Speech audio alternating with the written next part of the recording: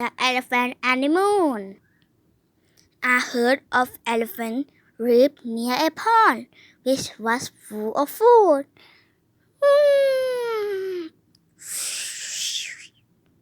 One day in the summer, the pond had dried up, so the elephants had nothing to eat. So the dictionary wished they learned to move a new place. The leader mermaid had to lead the head of elephant a new living place. Finally, the elephant found a big pond where water came up from the underground.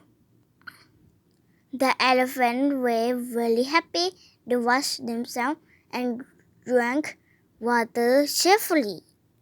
But the herd of elephants had stepped and killed a lot of rabbits who lived then by the pond. After the elephant went away, the servant rabbit get and Lou had a wishes. I will solve the problem, says a little rabbit before she jumped away. That evening, the elephants come to the big pond again. They saw a rabbit sitting on a stone beside the pond. Who are you? The elephant's leader asked the rabbit.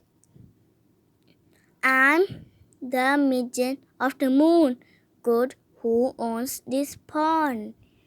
answered the old rabbit. You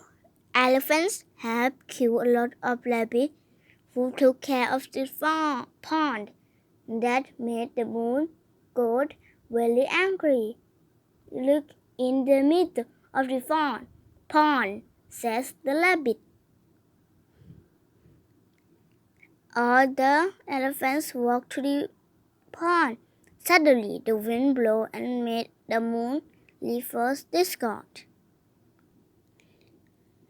The discord moon reverse made the elephants so readily that they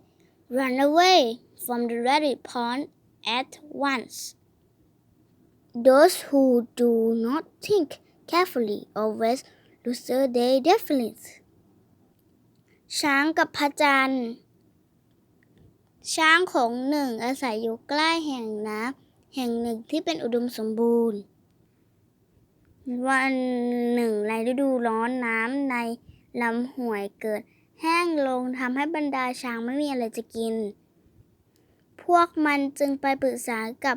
จ่าโขลงเพื่อย้ายไปอยู่กับที่แห่งใหม่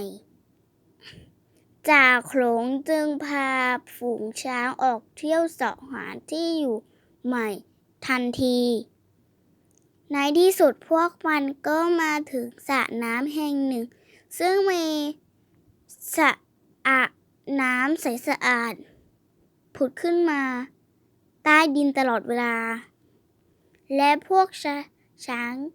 บรรดาช้างก็ต่างดีใจพากันไปอาบน้ำดื่มกินอย่างมีความสุขแต่การมาของช้างโขลงนี้กลับทำให้กระต่ายที่อยู่อาศัยแถบนี้ถูกช้างที่เหยียบตายเป็นจำนวนมากเมื่อช้างกลับไปแล้วกระต่ายที่รอดชีวิตจากการถูกช้างเหยียบตายและต่างมาปรึกษาหารือ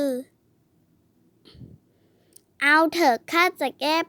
ไขปัญหานี้เองกระต่ายเฒ่าตัวหนึ่งอาสาก่อนที่จะกระโดดหายลับไปเย็นวันนั้นเมื่อช้างโขลงนี้พากันกลับที่สระแห่งนั้นอีกพวกมันจึงพบกระต่ายตัวหนึ่งนั่งอยู่บนโขดหินข้างสระน้ำแห่งนั้นช้างผู้เป็นจ่าโข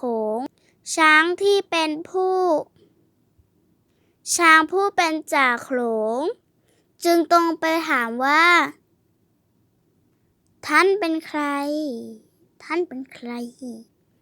ข้าเป็นทูตของเทพ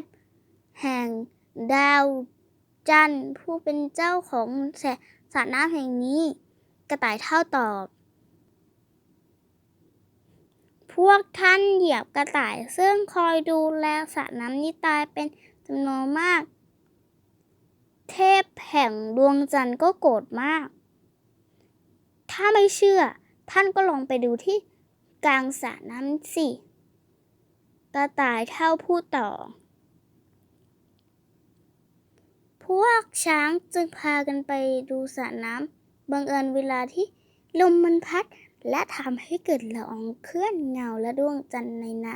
ำจึงเบี้ยวไปเบี้ยวมา ช้างเห็นเช่นนั้นต่างตกใจกลัวและพากันวิ่งหนีสุดชีวิต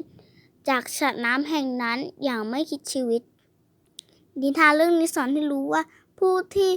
เชื่อคนอื่นโดยไม่คิดไตร่ตรองและมักจะเป็นผู้สูญเสียผลประโยชน์เสมอ